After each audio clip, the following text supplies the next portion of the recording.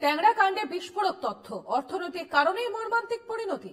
দেভাইদের বাড়ছিল ঋণের বোঝা, শেষ সম্বল বাড়ির বন্ধকও দেওয়ার সিদ্ধান্ত নিয়েছিল ট্যাংরার দে পরিবার। পরিস্থিতি এতটাই খারাপ ছিল যে কারখানার ট্রেড লাইসেন্সও রিনিউ করায়নি দুই ভাই। পুরসভা সূত্রে উঠে আসছে এমনই তথ্য। প্রণয় ও প্রসূনদের ব্যাংক অ্যাকাউন্টও এবং ঋণের নথি খতিয়ে দেখছে পুলিশ। ট্যাংরা কাণ্ডে পুলিশের নজরে দে পরিবারের আর্থিক সমস্যা। ঋণের বোঝায় বাড়ি বন্ধক দেওয়ার সিদ্ধান্ত নেন দে ভাইরা।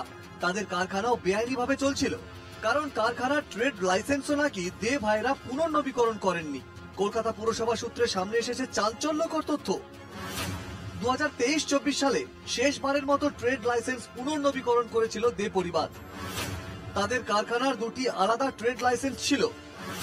2024-25 সাল থেকে নতুন করে আর পুনর্নবীকরণ করা হয়নি বলে পুরসভার সূত্রে খবর। পুরসভায় দে ভাইরা জানিয়েছিলেন অর্থনৈতিকভাবে তারা সম্পূর্ণরূপে ভেঙে পড়েছে। তারা কারখানা চালাতে পারছেন না বলে দাবি করেন। নতুন করে লাইসেন্স আর পুনর্নবীকরণ করেন না বলে পুরসভায় জানান তারা। কর্মীদের বেতন দেওয়ার মতো অর্থও তাদের কাছে নেই, সেই বিষয়টিও পুরসভায় জানান তারা। বিষয়ে অনেকের কিন্তু লাইসেন্স থাকে, অনেকের কিন্তু ট্যাক্স ফাঁকি দেওয়া থাকে, বা অনেকের অবৈধ ব্যবসা থাকে, কিন্তু ছোটখাটো ব্যবসা থাকে। সেই কারণে তারা সংবাদ মাধ্যমের সামনে আসেনি। যদি তারা লক্ষাধিক টাকা এনার কাছে পেয়ে থাকে তাহলে কিন্তু সেই টাকাটা আর ক্লেম করতে পারবে না। যদি সে বৈধ ব্যবসায়ী না হন, যদি অবৈধ ব্যবসায়ী হন, তাহলে কিন্তু সেই টাকাটা ক্লেম করতে পারবে না। স্বাভাবিকভাবে তার টাকাটা নষ্ট হয়ে গেল, এমনটাই কিন্তু মনে করছেন। সেই কারণে তারা কিন্তু সরাসরি ক্যামেরার সামনে কোনোভাবে মুখ খুলতে চায়নি। অর্থনৈতিক পরিস্থিতি খারাপ হওয়ার কারণ হিসেবে কলকাতা পুরসভায় রাশিয়া ইউক্রেনের যুদ্ধের কথা উল্লেখ করে দে ভাইরা। ইউক্রেন যুদ্ধের সময় এক্সপোর্টাররা তাদের সঙ্গে কাজ করা বন্ধ করেছে। 9 জনের মধ্যে 6 জন মুখ ফিরিয়ে নিয়েছে।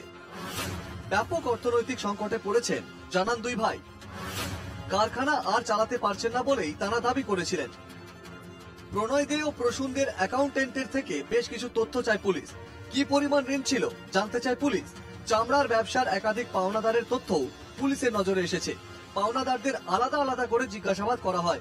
কোন পাওনাদার প্রাণনাশের হুমকি দিয়েছিলেন কিনা খতিয়ে দেখছেন তদন্তকারীরা, এমনটাই পুলিশ সূত্রে খবর। পুলিশের স্ক্যানারে দে ভাইদের অ্যাকাউন্টেন্টের কাছ থেকে সূত্র খুঁজছে পুলিশ। কোন ব্যাংকে কত ঋণ, ব্যাংকের সঙ্গেও যোগাযোগ। ব্যাংক কর্মীদের সঙ্গে কথা বলছেন তদন্তকারীরা। উনি রাশিয়ায় মাল পাঠিয়েছিলেন। ইউক্রেন রাশিয়া যুদ্ধ লেগে যাওয়ার পরে উনার ওখান থেকে পেমেন্ট আসা বন্ধ হয়ে যায়। ঠিক আছে, এটা হচ্ছে প্রথম কারণ। এবং উনার অনেক টাকার মাল ক্যানাডিয়ান গ্লাস তৈরি হয়ে উনার ফ্যাক্টরিতেই পড়ে আছে, ওটা এক্সপোর্ট হয়নি। ঠিক আছে, এইসব দিকে নানা দিকে রয়েছে। ট্যাংরার 3 মহিলাকে খুন করা হয়েছে। ময়না তদন্তের প্রাথমিক রিপোর্টে উঠে এসেছে এমনই তথ্য। প্রশ্ন উঠছে, খুন কি বাড়ির লোকেরাই করেছে, না বাড়ির বাইরে কেউ জড়িত? শুধুই কি অর্থনৈতিক কারণ, নাকি রয়েছে অন্য কোনো রহস্য? পৃথা দাশগুপ্ত, সুস্মিত মজুমদার, দেবারতী ঘোষের রিপোর্ট, NKTV বাংলা।